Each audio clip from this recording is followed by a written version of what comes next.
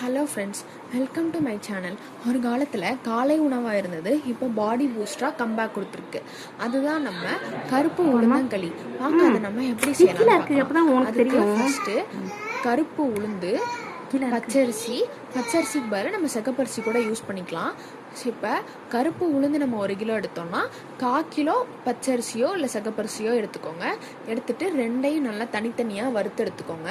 வறுத்தெடுத்துட்டு rice மில்லில் கொடுத்து நல்லா நைஸ் பவுட்ரு பதத்துக்கு அரைக்க சொன்னீங்கன்னா அரைச்சிருவாங்க. அரைச்சதுக்கப்புறம் உங்களுக்கு தேவையான அளவுக்கு ஒரு சட்டியில் அந்த மாவு போட்டு நல்லா தண்ணி ஊற்றி தோசை மாவு பதத்துக்கு கரைச்சி எடுத்துக்கோங்க.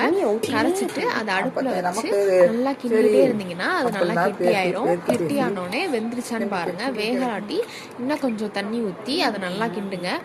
அது கிண்டிட்டு வெந்த உடனே கொஞ்சம் உப்பு போட்டு கொஞ்சம் நேரம் கிண்டிட்டு அதை இறக்கிடுங்க. இறக்கிட்டு ஒரு தட்டில் வச்சு கொஞ்சம் நடுவில் குழி பறிச்சு கடுப்பட்டியோ வெள்ளைக்கட்டியோ போட்டு கொஞ்சம் நல்லெண்ணெய் ஊற்றி அதை சாப்பிட்டீங்கன்னா ரொம்ப எலும்புக்கு இதை சாப்பிட்டீங்கன்னா இதை டெய்லி காலையில் சாப்பிட்டீங்கன்னா உங்களுக்கு ப்ரோட்டீன் பவுடரே தேவை இருக்காது.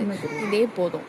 இதே மாதிரி ட்ரெடிஷ்னல் ஹெல்த்தி ரெசிபிஸ் உங்களுக்கு வேணும்னா நம்ம சேனலை சப்ஸ்கிரைப் பண்ணிக்கோங்க. தேங்க்யூ.